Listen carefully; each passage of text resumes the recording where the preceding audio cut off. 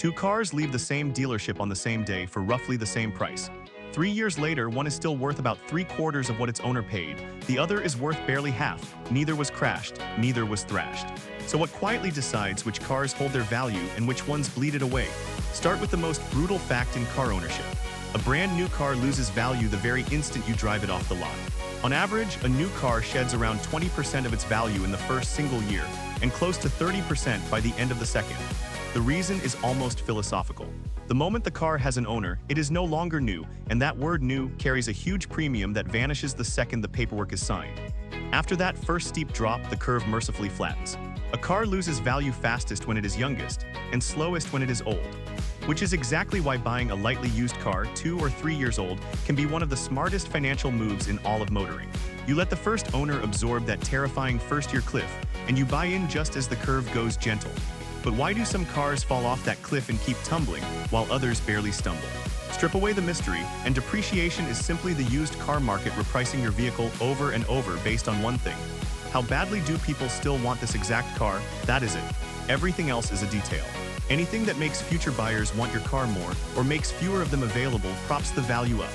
And anything that makes buyers want it less, or floods the market with copies, drags it down. Value retention is not really about the metal. It is about desire measured in dollars years after you bought it. This is why reliability matters so enormously. Consider Toyota, a brand that dominates almost every value retention ranking, holding a huge share of the top spots. A used Toyota holds its price not because of badge snobbery, but because buyers genuinely trust that it will keep running for years with minimal drama. That trust is worth real money. When a used car shopper believes a vehicle will not betray them, they will pay more for it, and they will pay more precisely because everyone else believes it too. Reputation, built over decades of boringly dependable cars, quietly converts directly into resale value. A brand's history is sitting right there in the price. Look at what actually holds value best, and a clear pattern appears. Pickup trucks and hybrids sit right at the top, often losing only a third or so of their value over 5 years, where an average car loses far more. Trucks hold on because they are genuinely useful, they last a long time, and demand for a solid used truck almost never dries up. Some models develop an almost cult following. A tough, reliable midsize truck can be so sought after used that buyers line up for years-old examples, keeping prices stubbornly high. Hybrids, meanwhile, increasingly promise the reliability of proven technology plus real fuel savings, and used buyers happily pay for both. Now the other end. Nothing demonstrates brutal depreciation quite like the big luxury sedan. The flagship models, the ones with the largest screens and the newest gadgets, can lose well over half their value in just a few years. And the reason is a cruel piece of economics. These cars carry enormous original prices, but the pool of buyers willing to pay near that price is tiny. Manufacturers still build them in real numbers, dealers discount them heavily to move them, and all of that pushes the starting value down and the used supply up. Add in cutting-edge features that feel dazzling in year 1 and dated by year 3, and you have a perfect recipe for value evaporating. The person who buys that flagship used gets an astonishing amount of car for the money, precisely because the first owner absorbed a staggering loss.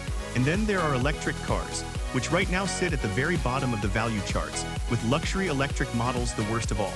Some electric vehicles have lost more than half their value in only a few years. Several forces pile on at once. The 3-year-old electric car can feel a generation behind on range and software. Buyers worry, rightly or wrongly, about the cost and life of the battery.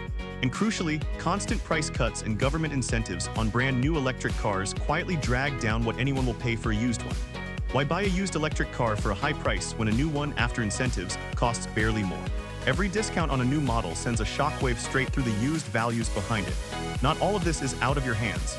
Some of depreciation is decided by choices you make in the showroom. A popular neutral color like white, black, silver, or gray will almost always resell more easily than a bold, divisive one, because it appeals to the widest pool of future buyers. Sensible, in-demand options hold value, while wildly expensive extras rarely return their cost. Heavy personalization, loud modifications, and anything that narrows the audience tends to hurt. And of course, lower mileage and a clean, well-documented service history reassure the next buyer, and reassurance is the entire game. In a strange way, the cars that hold value best are the ones bought with the next owner already in mind. So here is the real truth hiding underneath all of it. Depreciation is not your car wearing out. A well-kept car with plenty of life left can still lose enormous value, while a rugged old truck holds firm. Depreciation is the market placing a bet continuously on how much the world will still want your specific car in the future.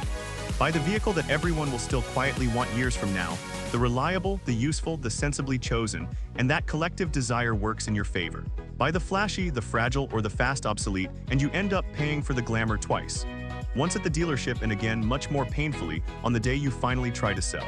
Subscribe for more of the hidden economics that quietly shape the world around you.